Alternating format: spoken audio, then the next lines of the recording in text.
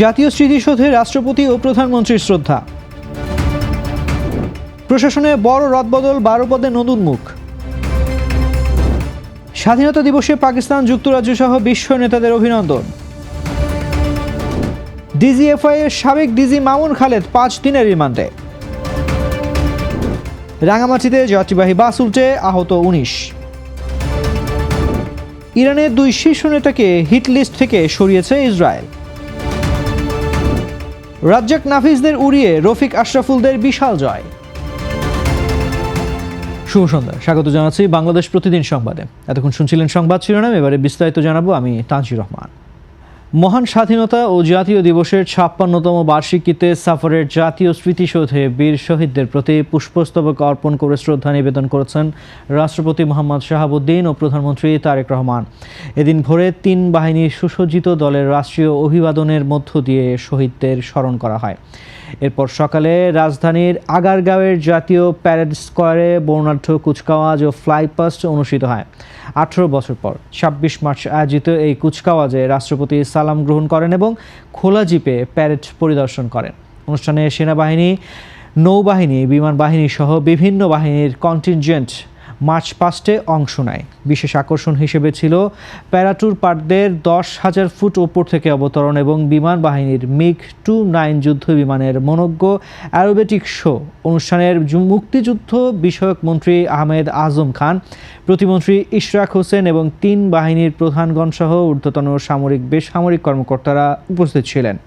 প্রধানমন্ত্রীর সঙ্গে অনুষ্ঠানে যোগ দেন তার কন্যা জাইমা রহমান এবং বিভিন্ন দেশের রাষ্ট্রদূত সহ দেশি বিদেশি অতিথিবৃন্দ।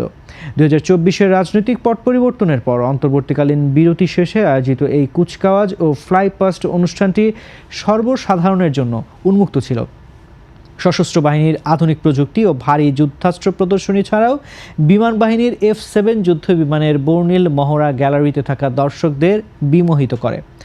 পরিশেষে MiG-29 বিমানের ভিক্টোরি রোল প্রদর্শনের মাধ্যমে এই রাজকীয় কুচকাওয়াজ ও ফ্লাইপাস্টের সফল সমাপ্তি ঘোষণা করা হয়।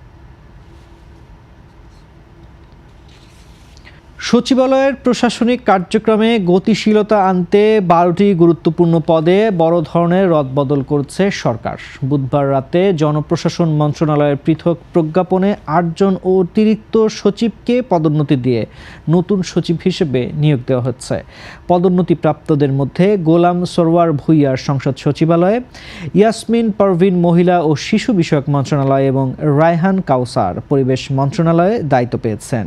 এছাড়া জাকারিয়াকে আর্থিক প্রতিষ্ঠান বিভাগে, কাজী আনোয়ার হোসেনকে ICT বিভাগে এবং ফাহমিদা আক্তারকে বেসামরিক বিমান পরিবহন ও পর্যটন মন্ত্রণালয়ে সচিব করা হয়েছে। মৎস্য ও প্রাণী সম্পদ মন্ত্রণালয়ে দিলওয়ার হোসেন এবং প্রবাসী কল্যাণে মোহাম্মদ মুখতার আহমেদকে নিয়োগ দেওয়া হয়েছে।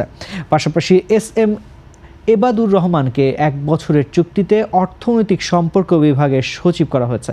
অন্যদিকে কানিজ মাওলাসহ 3 সচিবের কর্মস্থল পরিবর্তন করে পরিকল্পনা কমিশন ও IMED-তে বদলি করা হয়েছে। একই আদেশে মোহাম্মদ শাহরিয়ার কাদের সিদ্দিকী সহ 5 জন সচিবকে বর্তমান পদ থেকে সরিয়ে জনপ্রশাসন মন্ত্রণালয়ে OSD হিসেবে সংযুক্ত করা হয়েছে। বাংলাদেশের স্বাধীনতা ও জাতীয় দিবস উপলক্ষে পাকিস্তান, যুক্তরাজ্য এবং মালদ্বীপ সহ বিশ্বের বিভিন্ন দেশের রাষ্ট্রপ্রধানরা পৃথক বার্তায় আন্তরিক অভিনন্দন জানিয়েছেন। পাকিস্তানের পররাষ্ট্র মন্ত্রণালয় বাংলাদেশের সরকার ও জনগণের প্রতি শুভকামনা জানিয়ে 2 দেশের সৌহার্দ্যপূর্ণ সম্পর্ক ও সহযোগিতা আরও গভীর করার প্রত্যয় ব্যক্ত করেছে। ব্রিটেনের রাজা তৃতীয় চার্লস রাষ্ট্রপতি মোহাম্মদ শাহাবুদ্দিনকে পাঠানো এক চিঠিতে 2 দেশের চিরস্থায়ী অংশীদারিত্ব এবং কমনওয়েলথভুক্ত অভিন্ন মূল্যবোধের কথা স্মরণ করেন। তিনি যুক্তরাজ্যে বসবাসরত 6.5 লাখ বাংলাদেশিদের অবদানের প্রশংসা করার পাশাপাশি জলবায়ু পরিবর্তন মোকাবেলায় বাংলাদেশের নেতৃত্বের গুরুত্ব তুলে ধরেন। একই সাথে মালদ্বীপের প্রেসিডেন্ট ডক্টর মোহাম্মদ মুইজ্জু রাষ্ট্রপতি ও প্রধানমন্ত্রী তারেক রহমানকে শুভেচ্ছা জানিয়ে বাংলাদেশকে একটি বিশ্বস্ত প্রতিবেশী ও গুরুত্বপূর্ণ উন্নয়ন সহযোগী হিসেবে উল্লেখ করেন। তিনি 2 দেশের জনগণের মধ্যকার শক্তিশালী সম্পর্ক এবং পারস্পরিক অগ্রগতির উপর গুরুত্ব আরোপ করেন। প্রতিরক্ষা গোয়েন্দা মহাপরিদপ্তরের সাবেক মহাপরিচালক লেফটেন্যান্ট জেনারেল অবসরপ্রাপ্ত শেখ মামুন খালেদকে বৈষম্য বিরোধী আন্দোলনের সময় হত্যাকাণ্ডের মামলায় 5 দিনের রিমান্ড মঞ্জুর করেছেন আদালত। বৃহস্পতিবার ঢাকার মেট্রোপলিটন ম্যাজিস্ট্রেট মোহাম্মদ সিদ্দিক আজাদ শুনানি শেষে এই আদেশ দেন। এর আগে বুধবার দিবাগত মধ্যরাতে রাজধানীর মিরপুর ডিওএইচএস-এর বাসা থেকে তাকে গ্রেফতার করে ডিবি পুলিশ। 2024 সালের 19 জুলাই মিরপুর 10 এলাকায় আন্দোলনরত ছাত্র জনতার উপর হামলার ঘটনায় দেলোয়ার হোসেন নামে এক ব্যক্তি নিহতের মামলায় তাকে সন্দেহভাজন আসামি হিসেবে গ্রেফতার দেখানো হয়েছে। মামলার তদন্তকারী কর্মকর্তারা হত্যাকাণ্ডের মূল রহস্য উদ্ঘাটন এবং অন্য আসামিদের শনাক্ত করতে 7 দিনের রিমান্ড আবেদন করলে আদালত 5 দিন মঞ্জুর করেন। শেখ মামুন খালেদ 2011 সালে আওয়ামী লীগ সরকারের সময়ে ডিজিএফআই এর মহাপরিচালক হিসেবে দায়িত্ব পালন করেন।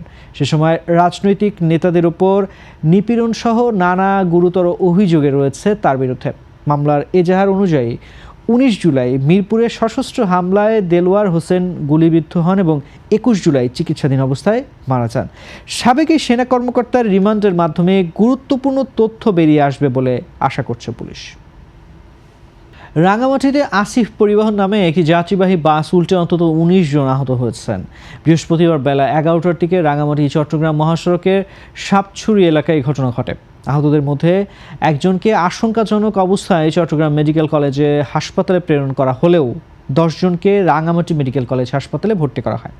বাকি 8 জনকে প্রাথমিক চিকিৎসা দিয়ে বাড়ি পাঠানো হয়েছে। প্রত্যক্ষদর্শীরা জানায়, রাঙামাটির নানিয়ারচর উপজেলা থেকে যাত্রী নিয়ে বাসটি চট্টগ্রামের উদ্দেশ্যে যাত্রা করে, কিন্তু বাসটি রাঙামাটির সাপছড়ি এলাকায় পৌঁছালে নিয়ন্ত্রণ হারিয়ে ফেলে। ঘটনাস্থলে যাত্রীসহ বাসটি উল্টে যায়। এ সময় বাসে থাকা প্রায় 19 জন নারী পুরুষ যাত্রী আহত হয়। খবর পেয়ে দ্রুত ঘটনাস্থলে যায় রাঙামাটি ফায়ার সার্ভিসের বিশেষ দল। ফায়ার সার্ভিসের কর্মীরা আহতদের উদ্ধার করে রাঙামাটি মেডিকেল কলেজ হাসপাতালে নিয়ে আসে চিকিৎসা সেবা প্রদান করা হয়। রাঙামাটি মেডিকেল কলেজ হাসপাতালের চিকিৎসক ডাক্তার শওকত আকবর চৌধুরী বলেন, আহত অবস্থায় 19 জনকে হাসপাতালে চিকিৎসা সেবা দেওয়া হয়।